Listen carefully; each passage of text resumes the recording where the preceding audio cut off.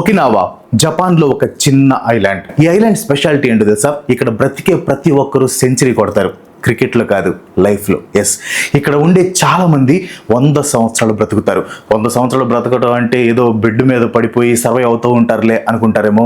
No, 100 సంవత్సరాలు వచ్చినా నార్మల్గా బ్రతుకుతూ నడుస్తూ ఒకరి మీద ఆధారపడకుండా ఎవరి పని వాళ్ళు చేసుకుంటూ ఉంటారు.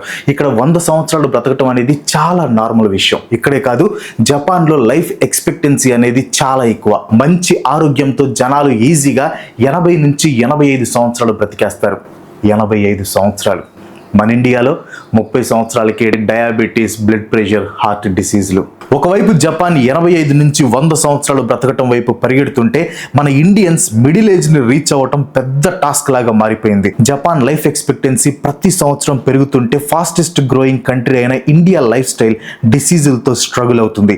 దీనికి కారణం జెనెటిక్సా, ఫుడ్ హ్యాబిట్సా, లైఫ్ స్టైలా, లేదా మన సొసైటీ అన్హెల్దీ డిజైనింగా? జపాన్ ఎందుకు హెల్దీగా ఉంది, మనం ఎందుకు అన్హెల్దీగా ఉన్నాం? ఎమోషనల్గా కాకుండా ప్రాక్టికల్గా ఈ క్వశ్చన్కి ఆన్సర్ వెతుకుదాం. చాలా ఇంపార్టెంట్ వీడియో. ప్లీజ్ ఒక లైక్ కొట్టి ఖచ్చితంగా షేర్ చేయండి. కొన్ని టాపిక్స్కి వ్యూస్ ఎక్కువ రావు అని తెలిసినా కూడా అవి సొసైటీకి యూజ్ అవుతాయి అని వ్యూస్ రాకపోయినా చేస్తున్నా, బికాస్ అవి కొంతమందికైనా యూజ్ అవుతాయని. నేను కావాలనుకుంటే రోజు వ్యూస్ ఎక్కువ వచ్చే టాపిక్సే చేయగలను, కానీ నాకు వ్యూస్తో పాటు మంచి కంటెంట్ ఆడియన్స్కి ఇచ్చాం అనే సాటిస్ఫాక్షన్ కూడా కావాలి. బట్ ఇలాంటి టాపిక్స్ చేయాలంటే మీ సపోర్ట్ తప్పకుండా కావాలి. So please to subscribe. ఇండియాలో లైఫ్ ఎక్స్పెక్టెన్సీ ఎంతో తెలుసా? 70 నుంచి 72 సంవత్సరాలు. జపాన్ లైఫ్ ఎక్స్పెక్టెన్సీ 84 నుంచి 85 సంవత్సరాలు. అంటే ఎంత లేదనుకున్నా జపాన్ వాళ్ళకంటే మనం ఒక 10-12 సంవత్సరాలు తక్కువ బ్రతుకుతున్నాం. అండ్ మైండ్ యూ, ప్రపంచ చరిత్రలోనే దారుణమైన అటాక్ని జపాన్ ఎదుర్కొంది. అదే world war II nuclear attack. ఆ అటాక్ని ఎదుర్కొని ఆ అటాక్ నుంచి వచ్చిన రేడియేషన్ కూడా తట్టుకుని కూడా వాళ్ళు మనకంటే ఎక్కువ కాలం బ్రతుకుతున్నారు. అండ్ దీని వెనక పెద్ద చిదంబర రహస్యం ఏమీ లేదు. జపాన్ వాళ్ళు ఇండియన్స్ కంటే ఎక్కువ కాలం బ్రతకడానికి గల కారణాలు ఏంటో చెప్తాను చూడండి. ఫస్ట్ వచ్చేసి health care system. Japan health care system ని one of the best health care system అని అంటూ ఉంటారు. ఇన్ఫాక్ట్ వరల్డ్ లోనే బెస్ట్ హెల్త్ కేర్ సిస్టమ్స్ ఉన్న కంట్రీస్ లో జపాన్ 2nd ప్లేస్ లో ఉంది. కొన్ని సర్వేస్ లో జపాన్ 4th ప్లేస్ లో ఉంది, ఇంకొన్ని సర్వేస్ లో 10th ప్లేస్ లో ఉంది. బట్ పాయింట్ ఏంటంటే ఈ ప్రపంచంలో ఉన్న బెస్ట్ హెల్త్ కేర్ సిస్టమ్స్ లో జపాన్ హెల్త్ కేర్ సిస్టమ్ కూడా ఒకటి. ఇంకా ఇండియా విషయానికి వస్తే one of the largest health care sector ఉన్నా కానీ ఓవరాల్ గా చూసుకుంటే హెల్త్ కేర్ సిస్టమ్ అనేది చాలా దారుణంగా ఉంది. ల్యాన్సెంట్ మెడికల్ వాళ్ళు చేసిన స్టడీ ప్రకారం 195 కంట్రీస్లో Indian health care system rank వచ్చేసి 145. ఇంకొన్ని స్టడీస్లో అయితే 112th ర్యాంక్ అని ఉంది. జపాన్లో లైఫ్ ఎక్స్పెక్టెన్సీ ఎక్కువగా ఉందంటే కారణం వాళ్ళ యూనివర్సల్ హెల్త్ కవరేజ్ సిస్టమ్. దీన్ని 1961లో ఎస్టాబ్లిష్ చేశారు. ఈ సిస్టమ్ ప్రకారం ప్రతి ఒక్క జపనీస్ సిటిజన్ హెల్త్ ఇన్సూరెన్స్ లో ఎన్రోల్ అయి ఉండాలి. అండ్ కవరేజ్ లో ప్రతి మెడికల్ ట్రీట్మెంట్ కూడా ఇంక్లూడ్ అయి ఉంటుంది. అండ్ ఒకవేళ పేషెంట్స్ పే చేయాల్సి వస్తే 30% కంటే ఎక్కువ పే చేయరు. సో ఇలా హెల్త్ కేర్ అనేది ఉండటం వల్ల హెల్త్ చెకప్స్ అనేవి వాళ్ళ రొటీన్లో ఒక పార్ట్ అయిపోయింది. సో రెగ్యులర్గా హెల్త్ చెకప్స్ చేయించుకోవటం వల్ల ఫ్యూచర్లో వచ్చే డిసీజుల్ని, హెల్త్ ప్రాబ్లమ్స్ని ముందే డిటెక్ట్ చేసి వాటిని రాకుండా ప్రివెంట్ చేసే ఛాన్స్ అనేది వాళ్ళకు ఉంటుంది. ఇంకా ఇండియా విషయానికి వస్తే యూనివర్సల్ హెల్త్ కవరేజ్ అనేది లేదు. కొన్ని గవర్నమెంట్ స్కీమ్స్ ఉన్నాయి కానీ అవి చాలా వరకు లిమిటెడ్గా ఉంటాయి. చాలా వరకు ఇండియన్స్ ప్రైవేట్ హాస్పిటల్స్ మీద డిపెండ్ అయ్యి తమ సొంత డబ్బు ఖర్చు పెడుతూ ఉంటారు. దీనివల్ల ఏమవుతుందంటే రెగ్యులర్గా హెల్త్ చెకప్స్ చేయించుకోవడానికి ఎవరు ముందుకు వెళ్ళరు. ఎందుకంటే రెగ్యులర్గా వెళ్ళాలంటే వాళ్ళ సొంత డబ్బులు ఖర్చు పెట్టాలి కదా. రెగ్యులర్గా చేయించుకోవాలంటే రెగ్యులర్గా డబ్బులు పెట్టాలి. అంత డబ్బులు వేస్ట్గా ఎందుకులే అనే ఉద్దేశంతో ఎవరు రెగ్యులర్గా హెల్త్ చెకప్స్ చేయించుకోరు అనమాట. జపాన్ వాళ్ళు ప్రతి స్టెప్ ని ఇలాగే ఫాలో అవుతారు. వాళ్ళు రిస్క్ ని అంత ఈజీగా తీసుకోరు. వాళ్ళ హెల్త్ ఆస్పెక్ట్ చూడండి. జపనీస్ గవర్నమెంట్ పాలసీ ప్రకారం జపాన్ లో ప్రతి పర్సన్ కి కంపల్సరీ హెల్త్ ఇన్సూరెన్స్ అనేది ఉండాలి. ఓన్లీ జపాన్ సిటిజన్స్ కే కాదు, మీరు జపాన్ వెళ్ళి 3 నెలల కంటే ఎక్కువ ఉంటే మీరు కూడా హెల్త్ ఇన్సూరెన్స్ తీసుకోవాలి. అంటే ఫారినర్స్ కి కూడా ఇది మ్యాండేటరీ అనమాట. జపాన్ కాన్స్టిట్యూషన్ లో ఇది ఒక ఫండమెంటల్ రైట్ అంటే మీరు నమ్ముతారా? But it's true. గవర్నమెంట్ మరియు ప్రజలు కలిసి డబ్బు చెల్లించి ప్రతి ఒక్కరికి ఇన్సూరెన్స్ కవరేజ్ ఉండేలా చూస్తారు. కానీ మన సంగతి ఏంటి? జపాన్కి పూర్తిగా ఆపోజిట్. కష్టపడి పనిచేస్తాం అంటారు కానీ 95% ఆఫ్ పీపుల్కి హెల్త్ ఇన్సూరెన్స్ ప్రొటెక్షన్ లేదు. మీరు ఎంత డబ్బు సంపాదించండి, చిన్న మెడికల్ ఎమర్జెన్సీ వచ్చి హాస్పిటల్లో 1 వీక్ ఉంటే చాలు మీ లైఫ్ లైఫ్ టైం సేవింగ్స్ అన్ని హాస్పిటల్ బిల్స్ కే పోతాయి. అందుకే మీ ఫ్యామిలీకి మంచి హెల్త్ కేర్ ఇన్సూరెన్స్ తీసుకోవడం అనేది చాలా చాలా ఇంపార్టెంట్. జస్ట్ 700 నుంచి 900 రూపీస్ మంత్లీ ప్రీమియం కట్టి 10 lakhs నుంచి 20 lakhs కవరేజ్ పొందొచ్చు. గవర్నమెంట్ ఇన్సూరెన్స్ మీద ఉన్న 18% జిఎస్టీని కూడా తీసేస్తుంది. బట్ ప్రాబ్లం ఏంటంటే మార్కెట్లో థౌజండ్స్ ఆఫ్ ప్లాన్స్ ఉంటాయి. వాటిలో ఏది గుడ్, వాటి వెనక ఏం కండిషన్స్ ఉంటాయి, ఇలా చాలా క్వశ్చన్స్ మన మైండ్ లో ఉంటాయి అనమాట.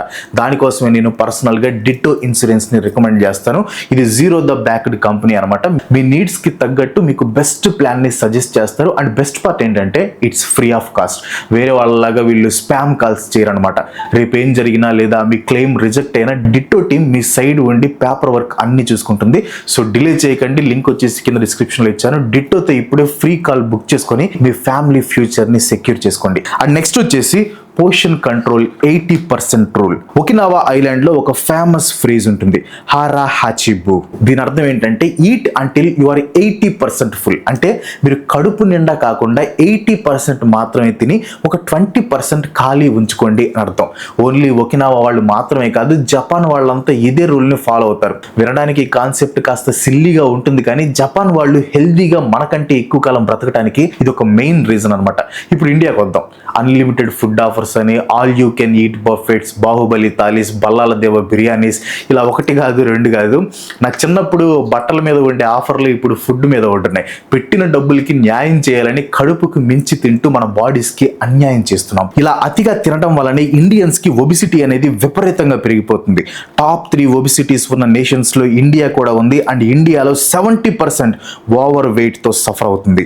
జపాన్ వాళ్ళు పాటించే 80% రూల్ అనేది స్టార్వింగ్ కాదు, అంటే నోరు కట్టేసుకొని పస్తుండట్లేదు, తమ బాడీస్ కి శ్రమ తగ్గిస్తున్నారు. Let me explain. గొంతు దాకా తింటే దాన్ని డైజెస్ట్ చేయడానికి మీ బాడీ చాలా కష్టపడాల్సి వస్తుంది. కానీ మీరు తక్కువ తినడం వల్ల క్యాలరీస్ ఇంటేక్ తగ్గుతుంది. దీనివల్ల మెటబాలిక్ డిసీజెస్ వచ్చే ఛాన్స్ తగ్గుతుంది అండ్ మీ లైఫ్ స్పాన్ పెరుగుతుంది. మీకు ముఖ్యమైన విషయం చెప్తాను, నేను కాదు కానీ ఆయన అయితే బాగా చెప్తారు చూడండి. నీకు ఆరోగ్యానికి ఔషధం ఏంటో తెలుసా? ఏంటి? భోజనం. అది మితంగా తింటే ఔషధం, అమితంగా తింటే విషం. Movement is built in their life. సన్నగా ఉంటేనే హెల్దీగా ఉన్నట్లు కాదు, బట్ వెయిట్ కంట్రోల్లో ఉంటే హెల్దీగా ఉన్నట్టే. అండ్ జపాన్ వాళ్ళు సన్నగా అట్ ద సేమ్ టైం హెల్దీగా ఉండటానికి కారణం వాకింగ్. జపాన్ ప్రజల్ని గమనిస్తే బాడీ మూవ్మెంట్ అనేది వాళ్ళ డైలీ లైఫ్ లో పార్ట్ అయి ఉంటుంది. మోస్ట్ డెవలప్డ్ కంట్రీ అయిన జపాన్ లో చాలా మందికి కార్ అనేది ఉండదు. ఇన్ఫాక్ట్ లోయెస్ట్ కార్ ఓనర్షిప్ ఉన్న డెవలప్డ్ కంట్రీస్ లో జపాన్ కూడా ఒకటి. కార్స్ ఉండవు కాబట్టి జనాలు పబ్లిక్ ట్రాన్స్పోర్ట్స్ లైక్ బస్సెస్ ఇంకా ట్రైన్స్ ని వాడతారు. అండ్ అలా bus station and train stations కి నడుచుకుంటూ వెళ్ళటం, స్టెప్స్ ఎక్కడం చేస్తూ ఉంటారు.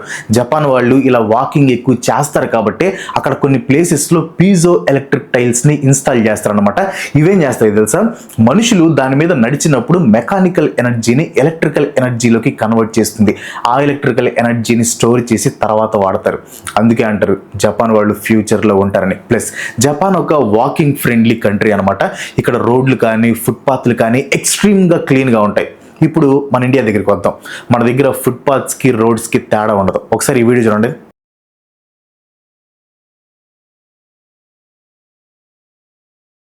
ఆ బైక్ నడిపే అతను ఫుట్పాత్ మీదకి వస్తే ఆ ముసలావిడ అడ్డుకుంటుంది. ఇలాంటి వాళ్ళు ఫుట్పాత్స్కి బైక్లు వేసుకుని వస్తే ఇంకా ఫుట్పాత్ మీద ఎవరు నడుస్తారు చెప్పండి? ప్లస్ ఇండియాలో ప్రతి ఇంట్లో ఖచ్చితంగా ఒక వెహికల్ ఉండి తీరుతుంది.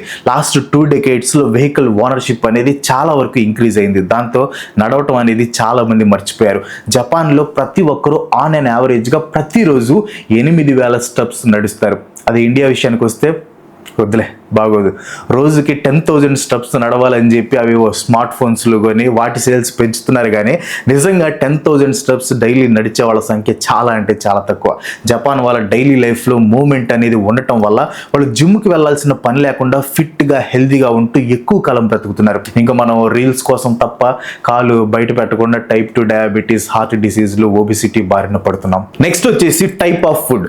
ఇండియన్స్ లెగిస్తే ఫాస్ట్ ఫుడ్ ఏదంటారు. జపాన్లో ఫాస్ట్ ఫుడ్ అసలే ఉండదు అని బ్లైండ్ గా నేను అన్నాను. బట్ కంపారిటివ్ గా జపాన్ వాళ్ళు తినే ఫుడ్ మన ఫుడ్ కంటే చాలా హెల్దీగా ప్రోటీన్స్, ఫైబర్స్, కార్బోహైడ్రేట్స్ తో నిండి ఉంటుంది. మీరు గమనిస్తే జపాన్ వాళ్ళ మీల్లో ఖచ్చితంగా వైట్ రైస్ ఉంటుంది, కానీ లిమిటెడ్ గా. మనం ఇక్కడ రైస్ మంచిదా, చపాతీ మంచిదా అని డిబేట్స్ పెట్టుకుంటూ ఉంటాం. బట్ పాయింట్ ఏంటంటే ఏదైనా లిమిటెడ్ గా తినడం. ఆల్రెడీ స్టార్టింగ్ లో చెప్పానుగా వీళ్ళ 80% రూల్ గురించి. సో ఆ రూల్ ని పాటిస్తూ ప్రోటీన్స్, కార్బోహైడ్రేట్స్, ఫైబర్స్ ని తీసుకుంటారు జపాన్ వాళ్ళు. వెరాజ్ ఇండియాలో మీల్స్ అనేవి క్వాంటిటీలో హెవీ హెల్దీగా ఉంటాయి కానీ మనకు కావాల్సిన ప్రోటీన్స్ ఫైబర్స్ సరిపడా ఉండవు. అఫ్ కోర్స్ ఒకప్పుడు ఇండియన్ హోమ్ కుక్డ్ మీల్స్ లో న్యూట్రియంట్స్ అన్ని ఉండేవి కానీ డెవలప్మెంట్ పెరిగిన తర్వాత అంత ప్యాక్డ్ ఫుడ్స్ మీద ఫాస్ట్ ఫుడ్స్ మీద పడిపోయారు. అండ్ జపాన్ వాళ్ళు గ్రీన్ టీని ఎక్కువగా కన్జ్యూమ్ చేస్తారు, దానివల్ల మెటబాలిజం అనేది ఇంప్రూవ్ అవుతుంది. కానీ ఇండియాలో గ్రీన్ టీ కన్సంప్షన్ తక్కువ, షుగర్ టీ ఎక్కువ. రోజుకి 4-5 సార్లు టీలు కాఫీలు తాగుతూ ఉంటారు. అదేమన్నా అంటే ఛాయ్ వాలాక రాజ్య హాయ్ అంటారు. అంటే నా ఉద్దేశం టీ షాపులు ఎక్కువ ఉన్నాయని మళ్ళీ మీరు తప్పుగా అర్థం చేసుకోకండి. ఇంకో విషయం ఏంటంటే జపాన్ స్కూల్స్ లో పిల్లలకి పెట్టే ఫుడ్ లో కూడా బ్యాలెన్స్డ్ న్యూట్రిషన్స్ ఉంటాయి. కానీ ఇక్కడ మిడ్ డే మీల్స్ విషయానికి వస్తే న్యూట్రిషన్ సంగతి పక్కన పెడితే పిల్లలకి కడుపు నిండితే గొప్ప విషయం అన్నట్లు ఉంటాయి. సో జపాన్ లో పిల్లల నుంచి పెద్దవాళ్ళ వరకు తీసుకునే ఆహారం విషయంలో ఆర్గనైజ్డ్ గా ఉండటం వల్ల వాళ్ళ లైఫ్ ఎక్స్పెక్టెన్సీ అనేది ఎక్కువగా ఉంది. అండ్ వీళ్ళ డైట్ లో ఒమేగా-3 ఫ్యాట్స్ ఎక్కువగా ఉంటాయి, ఎందుకంటే వీళ్ళు మీట్ కంటే ఫిష్ ఎక్కువగా కన్జ్యూమ్ చేస్తారు. ప్లస్ వీళ్ళ కుకింగ్ స్టైల్ కూడా డిఫరెంట్ గా ఉంటుంది. మీరు గమనిస్తే ఆయిల్ ని తక్కువగా యూజ్ చేస్తూ వాటర్ తో ఫుడ్ ని ఎక్కువ కుక్ చేస్తారు. దీని అర్థం ఏంటంటే ఆయిల్ లో ఫ్రై చేసిన ఫుడ్ ని కాకుండా స్టీమ్డ్ అండ్ బాయిల్డ్ ఫుడ్ ని ఎక్కువగా తింటారు. గుండెల మీద చేసుకొని చెప్పండి, మనలో ఎంతమంది బాయిల్ చేసిన ఫిష్ ని తింటారు? చాలా తక్కువ మంది అనుకుంటా. మనకి సలసలా కాగే ఆయిల్ లో ఫిష్ ఫ్రై అవ్వాలి, కానీ జపాన్ వాళ్ళు ఫిష్ ని మాక్సిమం బాయిల్ చేసుకొని తింటారు. నెక్స్ట్ వచ్చేసి లైఫ్ స్టైల్. ఆల్రెడీ స్టార్టింగ్ లో జపాన్ వాళ్ళ లైఫ్ లో ఉండే మూమెంట్ గురించి మాట్లాడుకున్నాం కదా. అపార్ట్ ఫ్రమ్ దట్ వాళ్ళ లైఫ్ స్టైల్ కూడా చాలా సింపుల్ గా హెల్దీగా ఉంటుంది. వాకింగ్ తో పాటు సైక్లింగ్ లాంటి ఫిజికల్ యాక్టివిటీస్ తో బాడీని ఫిట్ గా ఉంచుకోవడానికి ట్రై చేస్తారు. అండ్ వీళ్ళ మీల్ టైమింగ్స్ వీళ్ళ హెల్దీ విషయంలో కీ రోల్ ప్లే చేస్తాయి.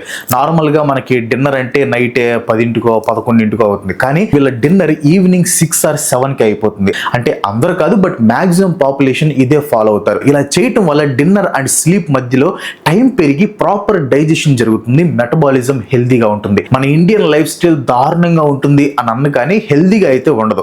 ప్రతి ఒక్కరు లేచిన దగ్గర నుంచి ఉరుకులు పరుగులు పెడుతూ ఉంటారు, కానీ simple things like sleep, gut health, stress management గురించి పట్టించుకోరు. కానీ ఈ సింపుల్ థింగ్సే మనిషి యొక్క లైఫ్ ఎక్స్పెక్టెన్సీని పెంచుతాయి.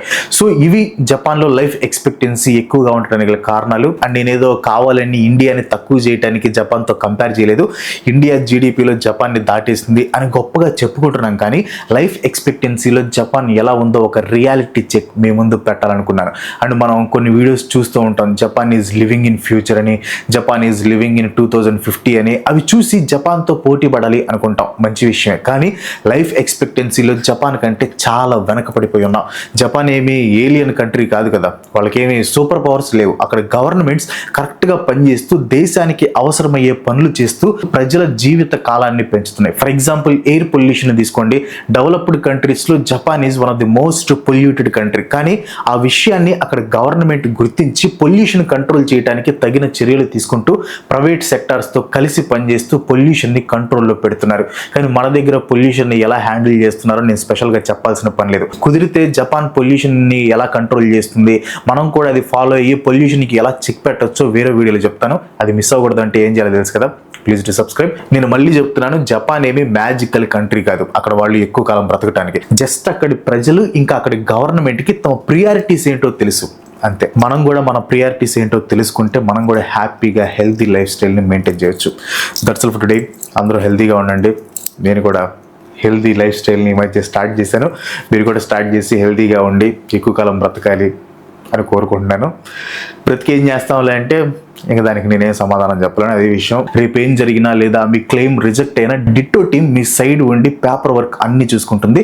సో డిలే చేయకండి. లింక్ వచ్చేసి కింద డిస్క్రిప్షన్లో ఇచ్చాను. డిట్టోతో ఇప్పుడే ఫ్రీ కాల్ బుక్ చేసుకొని మీ ఫ్యామిలీ ఫ్యూచర్ని సెక్యూర్ చేసుకోండి. వీడియో నచ్చితే లైక్ కొట్టి మీ ఫ్రెండ్స్ ఫ్యామిలీకి షేర్ చేయండి అండ్ సబ్స్క్రైబ్ చేయడం మాత్రం మర్చిపోదు. ఇంకో మంచి మళ్ళీ కలుసుకున్న వరకు సెలవు. Bye bye.